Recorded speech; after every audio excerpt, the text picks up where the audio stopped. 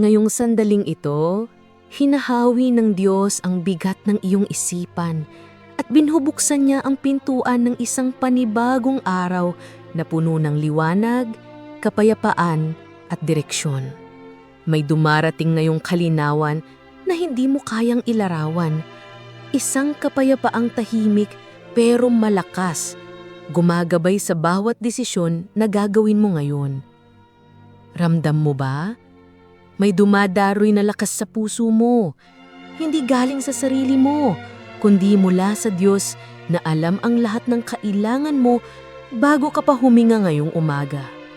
Sa oras na ito, tinatanggap mo ang liwanag na magpapalinaw ng iyong isip.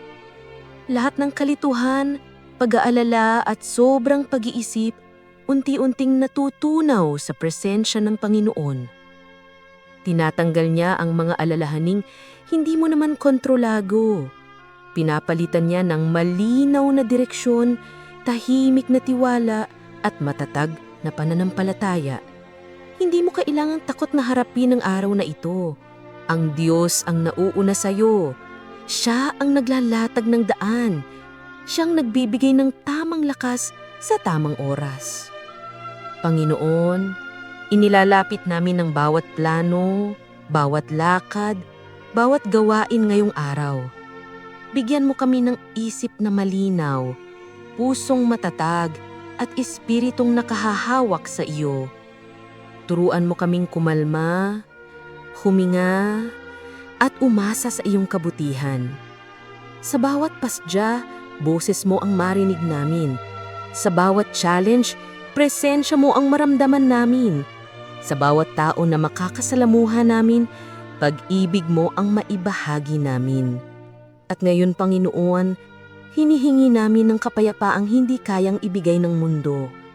Yung kapayapaang nagpapatibay sa puso, yung kapayapaang nag-aalis ng pangamba, yung kapayapaang nagbibigay ng lakas para magpatuloy kahit hindi pa namin nakikita ang buong picture. Salamat. Dahil hindi mo kami iniiwan sa pagkalito. Hindi mo kami hinahayaang maligaw. Hindi mo kami pinabayaang mag-isa sa laban. Panginoon, pakinggan mo ang pusong ito. May mga bagay na hindi namin sinasabi pero alam mo. May mga bigat na tinatago pero ramdam mo. Kaya ngayon, sa tahimik na sandali na ito, binibigay namin sa iyo lahat. Mga worries, mga fears, mga doubts. Pinapalaya mo kami mula sa mga bagay na nagpapabigat ng loob.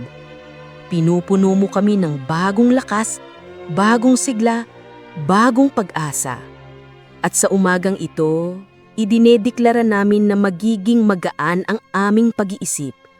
Maging ang mga dapat ay magpapastress ay hindi namin hahayaang sirain ang aming kapayapaan. Hindi dahil malakas kami, kundi dahil kasama ka namin. Mananatili kaming matatag kahit may mga unexpected na mangyari.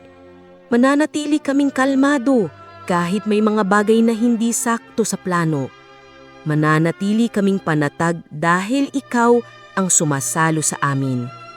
Panginoon, punuin mo ang araw namin ng tamang salita, tamang direksyon, tamang oportunidad. Buksan mo ang aming isip sa mga sagot na matagal naming hinihintay. Buksan mo ang aming puso sa mga pagpapalang paparating. Buksan mo ang aming pananampalataya para makita namin na may ginagawa ka kahit hindi pa namin nakikita ang resulta. Ngayong araw, maglalakad kami ng may tapang at kalinawan. Magtatrabaho kami ng may layunin. Makikipag-usap kami ng may biyaya. Magpapasya kami ng may karunungan. At matutulog kami mamayang gabi ng may kapayapaan dahil alam naming sinamahan mo kami mula umpisa hanggang dulo. Salamat, Panginoon, sa umagang ito.